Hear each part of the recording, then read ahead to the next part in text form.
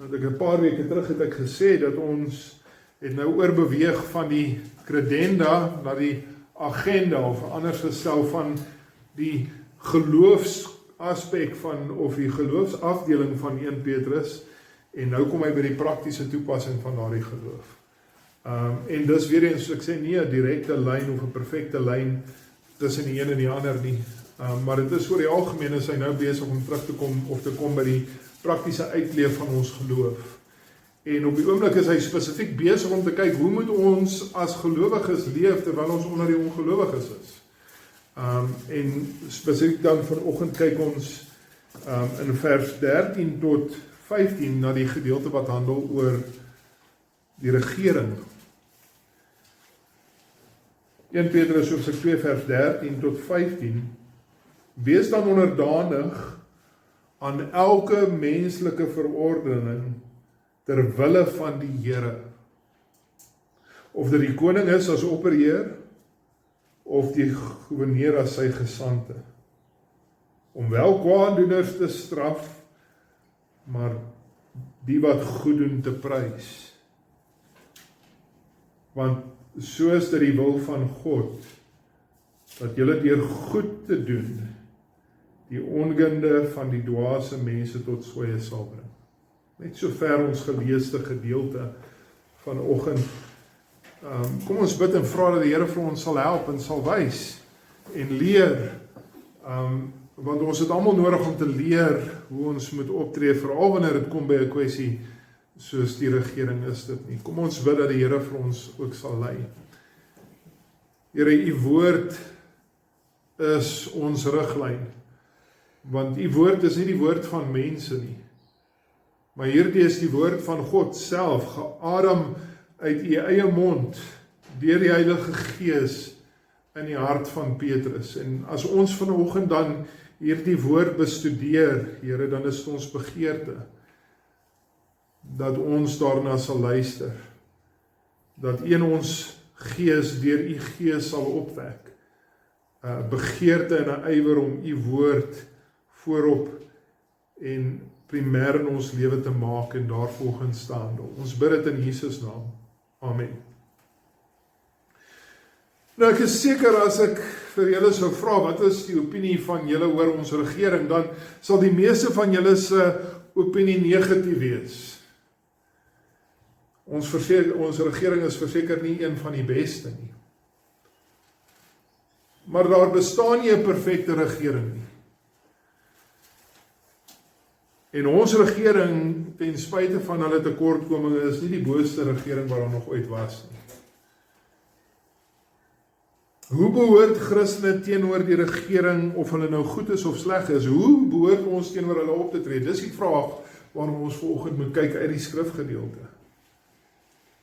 En miskien is die beste plek vir ons om te begin, is om te begin by die waar hierdie brief vandaan kom, uit die 1ste eeu. Hoe die regering in die 1ste eeu gelyk? Die oorhoofse regering van grootste dele van die bekende wêreld in daai tyd, weet ons, was die Romeinse Ryk. En ons weet dat die Romeinse Ryk het beide Jode en Christene gehaat met 'n uiterste haat. Wat het die Romeinse Ryk aan Christene gedoen? Wel, kom ons begin. Pontius Pilatus, onthou julle daai naam? Hy was 'n goewerneur onder die keiser aangestel wat Jesus Christus laat kruisig het. Is dit nie? Paulus, hoe gereeld lees ons in sy briewe? Meeste van sy briewe is geskryf uit die tronk uit. Hoekom was hy in die tronk? Die rede hoekom Paulus in die tronk was, want hy die evangelie verkondig. Dis wat die Romeinse regering met Christene gedoen het. Petrus wat hierdie brief skryf, baie kort nadat hy hierdie brief geskryf het, 1 en 2 Petrus geskryf het, was hy self doodgemaak deur keiser Nero, die booste keiser deur die geskiedenis. En daar is talle ander booshede waarna ons nog deur die loop van vandag bietjie gaan kyk, maar gaan lees maar die geskiedenis van die 1ste eeu. En so wat ek wil hê, broer en suster, is dat ons moet verstaan, daar's geen vergelyking hier nie. Terwyl ons regering, ons baie oor ons regering kla, is daar nie een van ons wat vanoggend hier staan en vrees vir ons lewe omdat ons 'n Christen is nie. En tog was Jesus se opdrag onder daai regering, wees aan die regering onderdanig. Tog is Petrus se opdrag hier in ons teks vanoggend, wees dan onderdanig aan elke menslike verordening. En so wat ek wil hê vanoggend, broer en suster, wat ons moet verstaan, ons kan nie by hierdie punt verbykom nie. Ons het 'n verantwoordelikheid, selfs as Suid-Afrikaners, om aan ons regering onderdanig te wees. Dis die oproep van ons teks, gehoorsaamheid aan ons regering, dat gelowiges word geroep om aan die staat onderdanig te wees. En ons teks vanoggend dan gee vir ons drie redes hoekom ons aan die regering moet onderdanig wees. Eerste rede is ter wille van die Here. Vers 13 tot 14. Ter wille van die Here. Wat sê vers 13 tot 14? Wees dan onderdanig aan elke menslike verordening ter wille van die Here, of dit die koning is as opperheer, of sy gouverneur as sy gesante. So die apostel se oproep is, wees onderdanig aan elke menslike verordening. Nou net wil vinnig daar stop en sê, wanneer hy sê elke menslike verordening, dan is die staat een van die menslike verordeninge nie, dis nie al die verordeninge van mense nie. Het is belangrik dat ons dit verstaan, want eintlik is die eerste deel van vers 14 'n inleiding tot dit wat kom in die res van die hoofstukke en selfs in hoofstuk 3. Want hy bedoel verder en wyer as dit. Hy sê byvoorbeeld in vers 18 verwys hy na nog so 'n menslike verordening, die slaaf-meester verhouding, wat baie algemeen was in die Nuwe Testamentiese tyd natuurlik.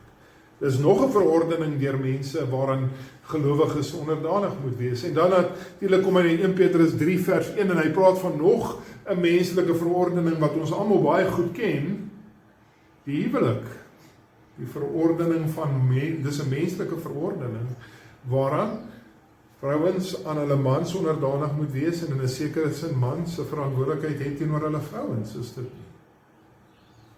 Maar hier in ons teks, geen twyfel nie, in ons teks is die menslike verordening waarin Petrus sê ons moet onderdanig wees, is die regering.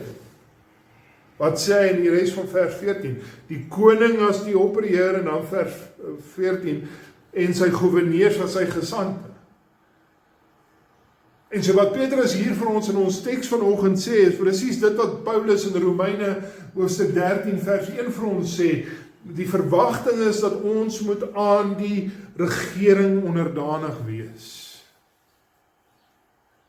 Nou ons vertaling praat hier van koning, die koning as die opperheer, en ander vertalings gebruik die woord keiser. Dit maak nie eintlik 'n verskil nie, die punt wat probeer oorgedra word is dat hierdie is die opperheer, hierdie is die hoof van die hele land. In ons geval die president.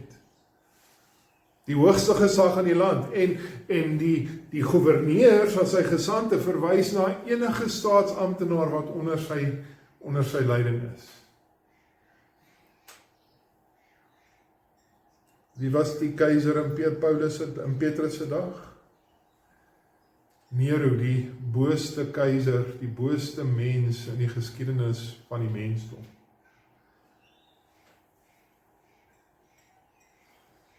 Petrus self is vermoor deur Nero, maar Petrus was nie die enigste wat vermoor is deur Nero nie, daar is duisende Christene vervolg. Deur hierdie bose man, en Petrus sê vir ons, wees aan hom onderdanig. Wie was die gouverneur in die dag van Jesus? Een van sy gouverneurs was 'n sekere man by die naam van Pontius Pilatus, wat Jesus veroordeel het en laat kruisig het. En so as Petrus vanoggend hier sê, wees onderdanig aan die koning. As Petrus hier sê, wees onderdanig aan die goewerneurs, dan praat hy nie in 'n leemte van wonderlike goeie konings en wonderlike goewerneurs. Hy praat van die boosste mens waarop in die geskiedenis van die wêreld bestaan. Wees aan hulle onderdanig. Dit sluit nie net die goeie en die aangename regeringsamptenare aan nie, dit sluit in die booste van die boostes van almal. En so dan moet ek die vraag vra, en jy moet die vraag vra, hoekom moet ons aan die regering gehoorsaam wees? Hoekom? Hoekom moet ons aan selfs die booste van die booste regerings onderdanig wees? En Petrus se antwoord is, vers 13, terwille van die Here. Terwille van die Here. Dis hoekom jy aan die regering onderdanig moet wees, terwille van die Here. Omdat jy die Here wil gehoorsaam, omdat jy die Here liefhet, omdat jy die Here wil eer, daarom moet jy onderdanig wees aan die regering. En so die vraag vanoggend hier, broer en suster, is nie hou jy van die regering of hou jy nie van die regering nie, dis nie die vraag nie. Die vraag eintlik in ons teks vanoggend, en die vraag wat jy eintlik vir jouself moet vra oor hoe jy optree teenoor die regering is, gaan jy gehoorsaam wees aan die Here? Want dis die woord van die Here wat van jou vra om gehoorsaam te wees aan die regering. Is terwille van die Here wat ons aan die koning en die goewerneurs onderdanig moet wees. En so die verwagting, broer en suster, hier is meer as net dat jy jou kragrekening moet betaal en net die nodige moet doen. Dis nie die vraag nie. Die verwagting is dat jy jouself aan hulle sal onderwerp, dat jy hulle gesag oor jou sal erken en aanvaar. Dis die vraag. Maar die woord onderdanig, soos hier vertaal, beteken dat jy stel jouself gewilliglik onder hulle gesag. Dis wat die woord beteken. Ek plaas myself gewilliglik onder hulle gesag. My sê, ja, maar selfs in die Bybel is daar tye wanneer mense nie die regering onderdanig was nie. Dis waar. Daar is voorbeelde in die skrif van mense wat nie die Bybel, wat nie die regering onderdanig was nie. Kom ek noem 'n paar voorbeelde. Die eerste een wat by my opkom is Eksodus hoofstuk 1 vers 17. Die verhaal van die babetjies. Ons ken daai verhaal, is dit nie? Die farao wat vir die vroedvroue gesê het, maak die Joodse babetjies dood.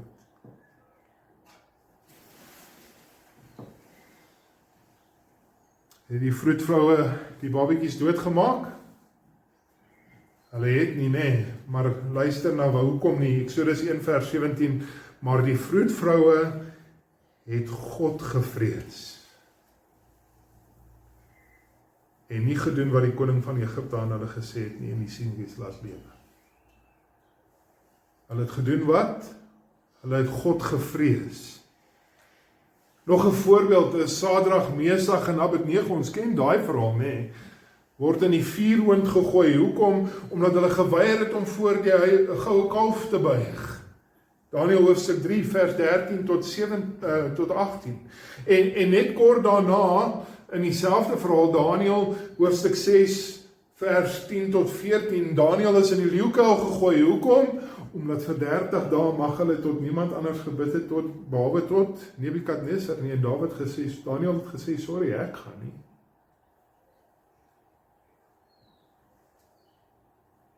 In die Nuwe Testament is daar 2 voorbeelde wat uitgelig kan word, en dis eintlik maar dieselfde voorbeeld.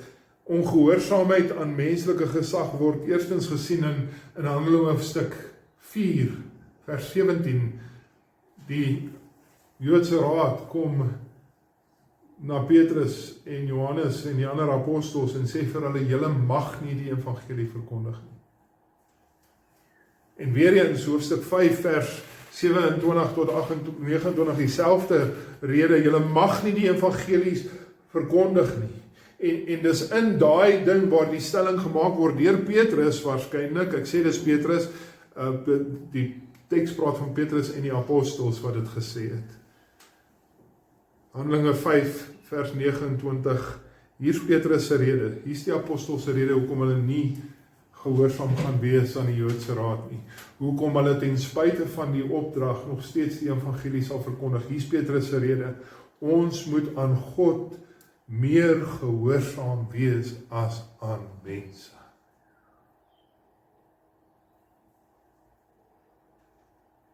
En so broer en suster, die enigste gronde om ongehoorsaam te wees aan die staat, die enigste rede vir ons om ongehoorsaam te wees aan die staat, is as die staat van my verwag om te sondig. Dan mag ek in dit, wat hulle dan van my verwag, mag ek ongehoorsaam wees deur nie te sondig nie. Maar in alles anders moet ek die staat gehoorsaam wees.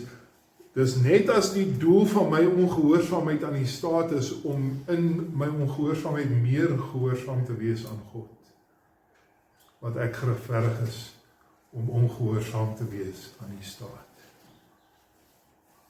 Elke gesag, sê Paulus vir ons in Romeine hoofstuk 13 vers 1, elke gesag, sê Paulus, is deur wie aangestel?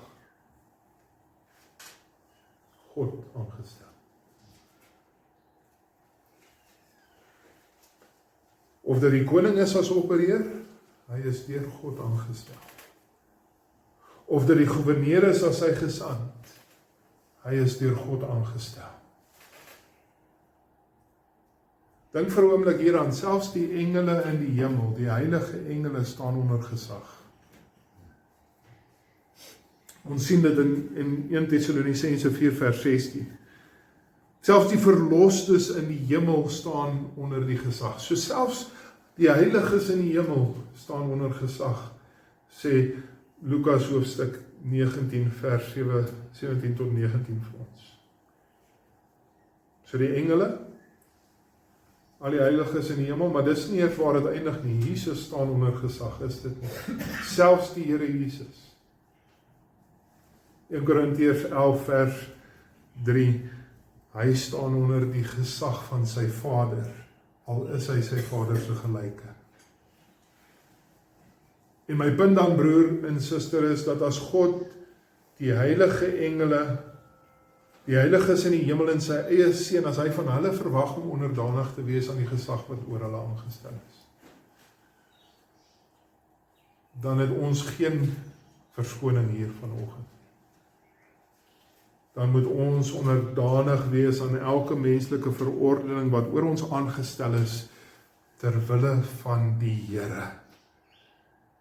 Ter wille van die Here moet ons onderdanig wees aan die koning as opperheer, of die gouverneur as sy gesante, of as ons dit in ons eie taal moet gebruik, in ons eie konteks moet vertaal, ons het 'n verantwoordelikheid ter wille van die Here, om aan die president van Suid-Afrika, en aan enige staatsamptenaar gehoorsaam te wees. Tensy hulle van ons sou verwag om te sondig, moet ons aan hulle gehoorsaam wees ter wille van die Here. Dit bring my by ons tweede punt dan vanoggend. Tweede rede hoekom ons aan die staat gehoorsaam moet wees. Ons moet aan die staat gehoorsaam wees ter wille van geregtigheid. Ter wille van geregtigheid, vers 14. Petrus beskryf dan hier, wat is die doel? Hoekom bestaan die regering? In kort sê Petrus, die regering bestaan om wel kwaaddoeners te straf, maar die wat goed doen te prys. Dis hoekom die regering bestaan. Die regering bestaan om kwaaddoeners te straf en hulle wat goed doen te prys. Nou, moet my nie verkeerd verstaan nie.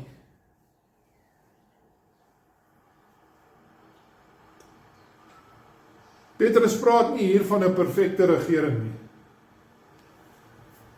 Petrus praat in sy eie konteks in, waarin hy praat van 'n regering wat alles behalwe perfek is, in die onderhouding van reg en geregtigheid.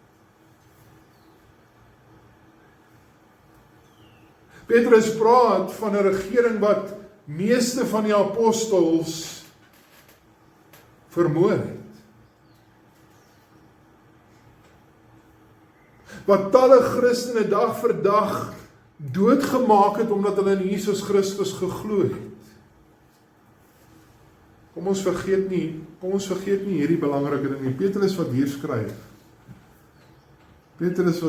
was daar, hy het daar gestaan toe Pontius Pilatus Jesus Christus veroordeel het. Petrus wat hier staan, was daar toe die Here Jesus Christus onskuldig gekruisig was. Hy was daar, hy het dit met sy eie oë gesien. Hy weet wat dit is om 'n bose regering, onder 'n bose regering te staan.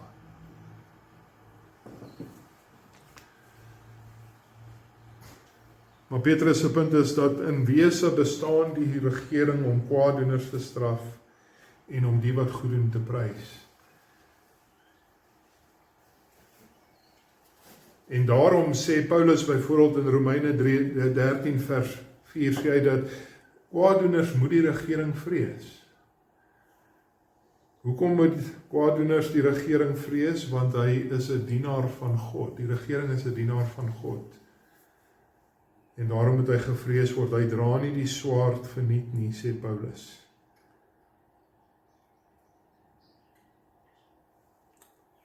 Ons mag nie die wraak op onsself neem nie, die wraak kom ons nie toe nie. Dis wat Paulus sê in Romeine 12 vers 19 tot 21. Ons kan nie probeer om selfvergelding te maak vir die boses om ons nie.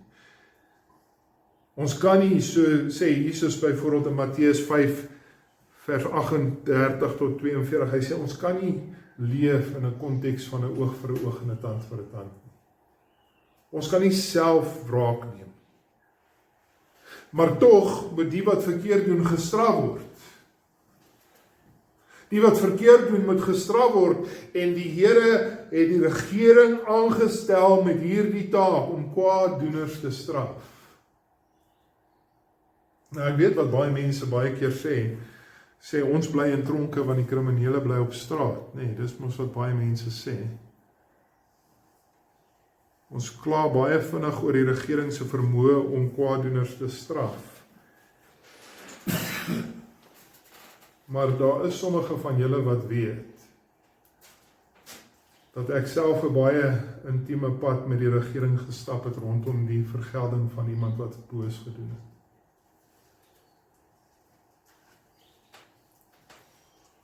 Dat ek self 'n baie intieme pad met die staat gestap het om te verseker dat kwaaddoeners word gestraf. En ek kan getuig dat die staat straf kwaaddoeners. Dat kindermolesteerders word vervolg. Dat verkragters word gestraf. Dat moordenaars word opgesluit. Dat diewe word vergeld. As hulle voor die regsbank verskyn, dan is daar vergelding vir kwaaddoeners in hierdie land. En terselfdertyd, terwyl ek erken daar is baie ruimte vir verbetering in die aankeer van kwaaddoeners, kan ek vir julle getuig dat as hulle aangekeer word, dan word hulle gestraf.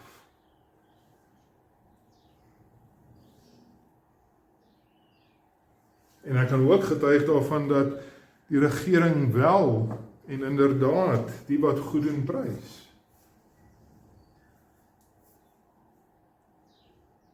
Dat die aan wie verkeerd gedoen het, se saak word aangehoor. Dat die wat verkeerde optrede uitwys word nie verag nie, maar word gehoor.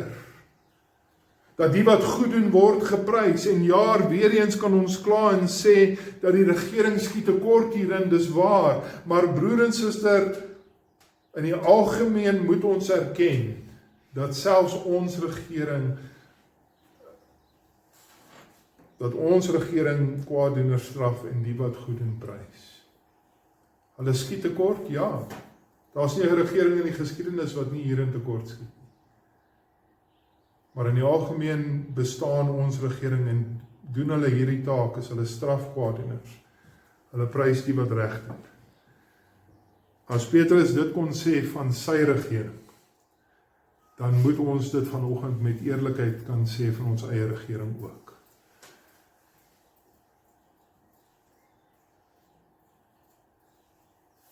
So wat moet ons as gelowiges doen in steede daarvan om te kla oor die regering? Wat moet ons doen in steede daarvan om alles te sien wat die regering verkeerd doen? Kan ek jou vertel wat moet ons as Christene doen? Die Bybel is baie duidelik oor wat ons verantwoordelikheid is teenoor hierdie regering. 1 Timoteus hoofstuk 2 vers 1 tot 4, met smekinge, met gebede, met voorbedes, met danksegging moet ons vir konings en almal wat hoog geplaas is, moet ons vir hulle bid. Dis ons werk.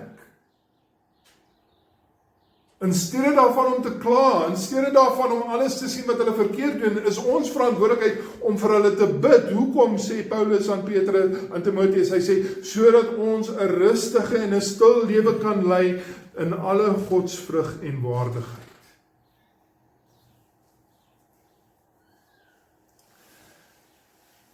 Jesus self is dit nie wat sê in Matteus hoofstuk 22 vers 21. Dis Jesus self wat sê, ons moet aan die keiser die eer gee wat hom toekom. Dis Jesus self, in die nag waarin hy oorgelewer is, in Johannes hoofstuk 19 vers 11. In die nag waarin Jesus oorgelewer is, het hy gesê dat die keiser het geen mag. Pontius Pilatus, jy het geen mag, behalwe mag wat van bo af kom nie. Selfs die gesag waarmee Pontius Pilatus Jesus Christus gekruisig het, is gesag wat hy ontvang het van God. Dink vir 'n oomblik aan dit. Dit was die wil van die Vader om sy seun te verbrysel. Is dit nie? En ja, daar is gevalle soos Daniël sê, waar Daniël onregverdig in die leeukuil gegooi word. Ek sê nie dat daar nie ongeregtigheid teenoor Christene gaan wees deur die regering nie. Daniël is 'n voorbeeld, hy word in die tronk gegooi. Hoekom? Omdat hy God eer, word hy in die leeukuil gegooi. Maar daar's 'n belangrike les om te leer uit die verhaal van Daniël, en ek wil hê ons moet daai les raak sien hier. Ons gryp baie vinnig na die ongeregtigheid wat plaasgevind het toe hy in die tronk in die leeukuil gegooi het. Ja, en dis belangrik dat ons dit sien. Maar wat ons moet verstaan, broer en suster, is dit gaan nie hier oor hou ek van sekere wette of hou ek nie van dit nie. Jy mag dalk nie tevrede wees met die manier hoe hierdie staat jou belastinggeld gebruik nie. Jy mag dalk nie hou van die wette wat hierdie staat in plek sit nie. Maar ons moet aan alles gehoorsaam wees, behalwe as hulle van ons verwag om te sondig. En daarvan is Daniël 'n perfekte voorbeeld. Daniël het Nebukadneser gerespekteer in elke opsig, was onderdanig in elke geval, behalwe toe Nebukadneser van hom verwag het om God oneer aan te doen. En toe het hy gesê, hier staan ek vas. Oor hierdie saak sal ek nie verder gaan nie. Selfs al gooi jy my in die leeukuil, ek sal bly staan. En toe hy uit die leeukuil uitkom, was hy weer eens onderdanig aan Nebukadneser in alle opsigte. Nog 'n voorbeeld. Dawid, 1 Samuel hoofstuk 24, vers 1 tot 7, die Here het klaar Saul as koning verwerp. Dawid is al klaar koning gemaak. Dawid is al klaar gesalf as koning. En Dawid vind homself in 'n donker grot. En dis hy en Saul alleen in die grot. Daar's niemand anders nie. Dis hy en koning Saul. Dis al wat in die grot is. Het Dawid sy hand gelig teen die koning? Ek kan nie my hand lig teen koning Saul nie, so boos soos wat hy is. Ek kan nie my hand teen hom lig nie. Hoekom nie? Want hy is die gesalfde van die Here. Terwille van die eer van die Here sal ek nie Saul enigiets aan. Ek bid dat die Here vir ons sal help, dat ons sal leer by Daniël. Dat die Here sal help dat ons sal leer by Dawid. Dat ons sal leer by Petrus wat daar later sou vermoor word. Dat ons sal leer by die Here Jesus Christus self. Wat selfs in sy oomblik van dood die gesag van God en oor die koning en daarom nie die koning geminag of disrespekteer het nie. Dat die Here vir ons sal help om nie ons hand of selfs ons mond te lig teenoor hulle wat die Here aangestel het om oor ons te regeer nie. Moet my nie verkeerd verstaan nie vanoggend, broer en suster, ek sê nie ons regering is perfek nie, dis als wat ek behalwe wat ek sê. Hulle is nie perfek in die onderhouding van reg en geregtigheid nie, en daarvoor sal hulle eendag voor die Here verantwoording moet doen.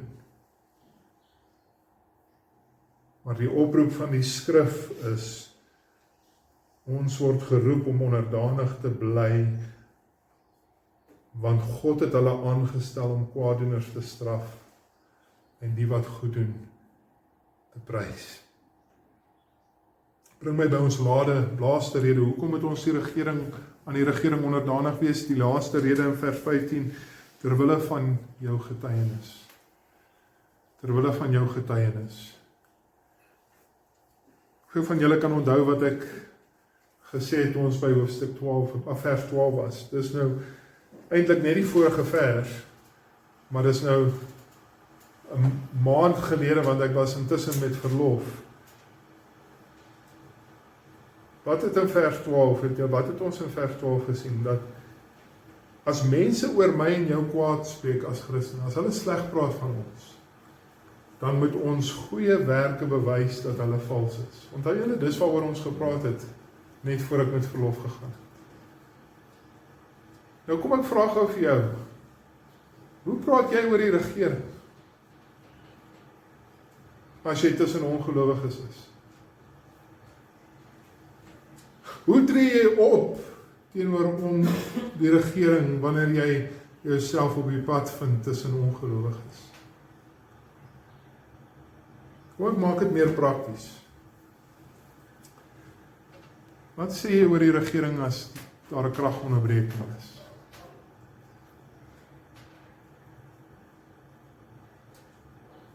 Wat doen jy as jy by 'n robot kom wat buite werking is?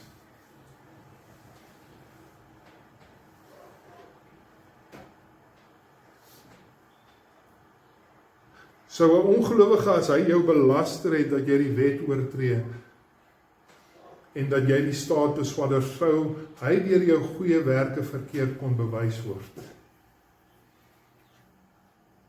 sodat God verheerlik sal word op die dag van besoeking. Dis wat vers 12 vir ons gevra het. So hy deur jou optrede kon sien dat jy eer God ten spyte van.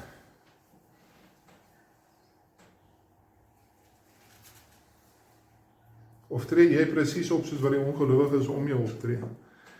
Of praat jy maar net soos wat die ongelowiges om jou praat van die regering? Wat sê ons teks, vers 15?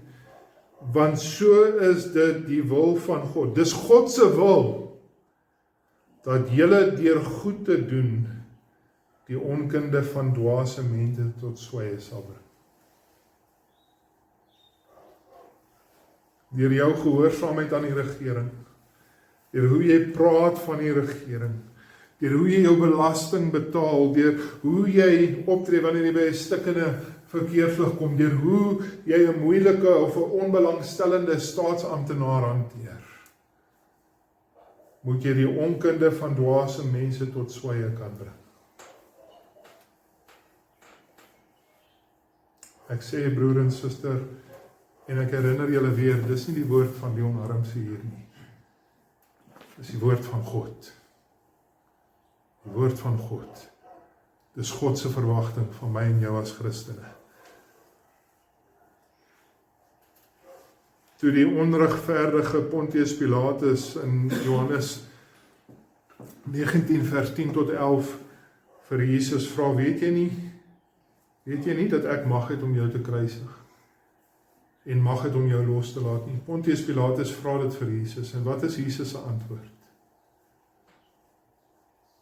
U sou geen mag teen my hê, as dit nie vir u van bo gegee is nie. U sou geen mag oor my gehad het, tensy dit vir u van bo gegee is nie. Broer en suster, ek wil dit so ver gaan vanoggend te sê, dat as jy ongehoorsaam is aan die regering, dan is jy ongehoorsaam aan die wat God oor jou aangestel het. En so disrespek, veragting, bitterheid, haat, hierdie is nie gesindhede wat ons teenoor die regering mag hê as Christene nie. Julle vra baie keer vir my, hoekom kyk ek nie televisie nie, hoekom kyk ek nie nuus nie, hoekom weet ek nie eers van goed, baie basiese goeie wat ons almal moet van wees, en hier is die rede. Hier is die rede hoekom ek nie meer nuus kyk nie. Want al wat die nuus doen is, dit maak jou bitter teenoor die regering.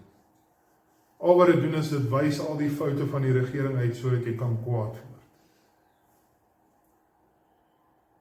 As die staat van jou as individu verwag om te sondig, ja, wees ongehoorsaam in dit. Maar in alle ander sagte, in elke ander opsig, wees dan onderdanig aan die elke menslike verordening ter wille van die Here. Hoekom? Want, sê vers 15, dit is die wil van God, dat jy dit sal doen. Sodat deur jou goeie, dat julle deur goed te doen, die onkunde van dwaase mense tot swye sal bring. Nou ek besef, broer en suster, dis nie maklik nie. Ek besef ons regering skiet ver te kort aan wat dit moet wees. Ons regering is verseker nie perfek nie, maar kom ek vra net vir jou hierdie vraag. As Jesus Christus sou optree teenoor die regering, soos wat jy deesdae baie keer optree teenoor die regering, as Jesus Christus ongehoorsaam was aan Pontius Pilatus, wie sou dan vir jou sondes gesterf?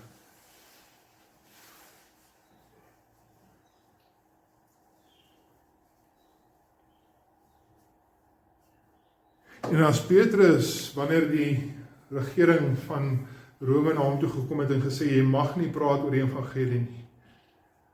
As Petrus stil gebly het oor die evangelie, hoe sou die evangelie by my en jou uitgekom het?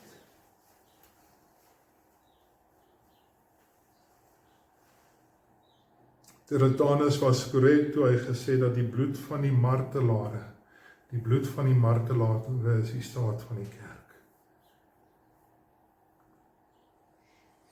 Ek dank God dat hy dat Jesus Christus onderdanig was aan die regering van sy dag. En ek dank God dat Petrus onderdanig was aan die staat van sy dag. Hulle het inderdaad onder 'n baie bose regering gelei.